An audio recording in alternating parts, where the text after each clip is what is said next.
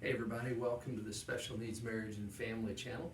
I'm Brad Lee, and tonight I want to talk to you about what I call the Directive Suggestive Parenting Continuum.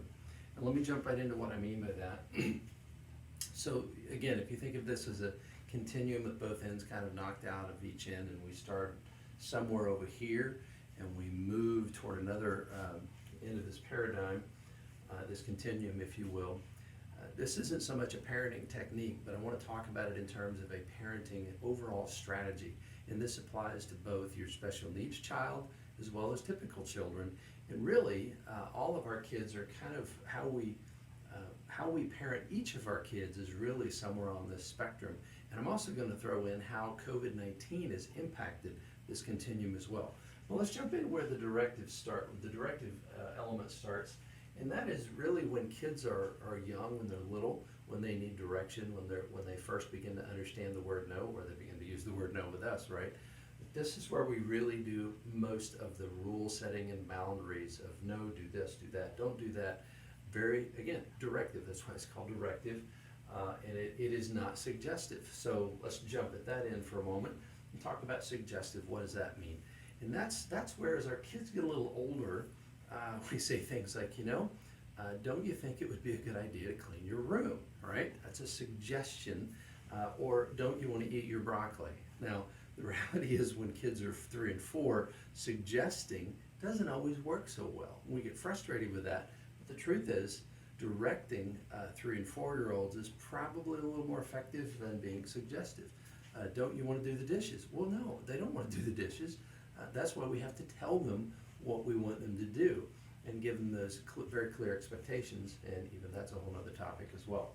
But suggestive is as kids get older, and here's an example. So I have a daughter that's 21 years old. She's married. Her and her husband, Tara and Nathan, love them dearly. They're doing great, and I have no directive parenting influence with them. But here's a cool thing: as they're getting older, and I'm getting older too, they bought a car last year. Well, my daughter I was one of the first people, that's what she tells me, that she called to ask Dad, how should we go about buying a car? What would you be looking for? And so my role as a parent was really much more suggestive. I didn't dare say to her, well, this is what you should do and this is what you shouldn't do. It was her decision. And so if you think about it, what we're really ultimately doing in parenting is moving from this directive idea and concept to a suggestive domain in our parenting style with each kid. Now, you notice I have a couple words here as well: protection and preparation. So think about this with that overlay, and that is when kids are small, they need protection, right? So our directive style is really protecting them. Okay, keep that in mind for a minute. I'm going to come back to that. Because as we move to suggestive, we're really preparing them.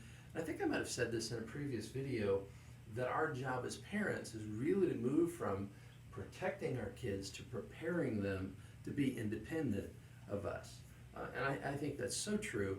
And as we move to that suggestive part of parenting, we're really preparing our kids to make their own decisions and their own choices in life. So for example, our 18-year-old daughter, as we've moved closer to the suggestive realm with her, she might say, I want to go to this friend's house, they're having a get together.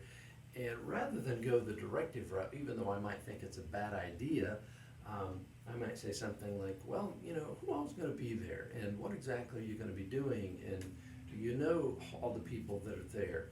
And so, rather than just coming out and saying, what, I don't think it's a good idea, the suggestive domain of parenting is really helping our children get to a place where they can make their own decision. Now let me throw the wrinkle on that. COVID-19 came along, right?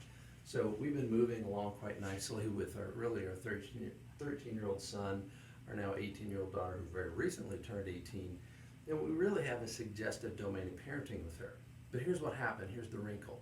And here's why I'm sharing this with you, because some of you are having the stresses of COVID-19 in your homes and your families right now because your parenting styles had to have changed. And here's how it changed in our house. So our kids go to youth group on Sunday night and on Wednesday night or whenever, and all of a sudden in the early stages of COVID-19, youth group is still going on. And we eventually said, no, you're not going to go to youth group. Now here was the question: why are you not letting us go to youth group? But that really wasn't the right question, because the question is, what is not allowing you to go to youth group? And that really was COVID-19. But our parenting style, now that could have been a huge point of friction, and it was a little tense, but to be honest, the issue is not our parenting, the issue is COVID-19.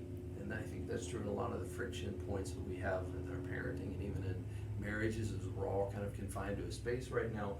But what we've had to do in our parenting style with all of our kids, really our little ones, it doesn't change as much.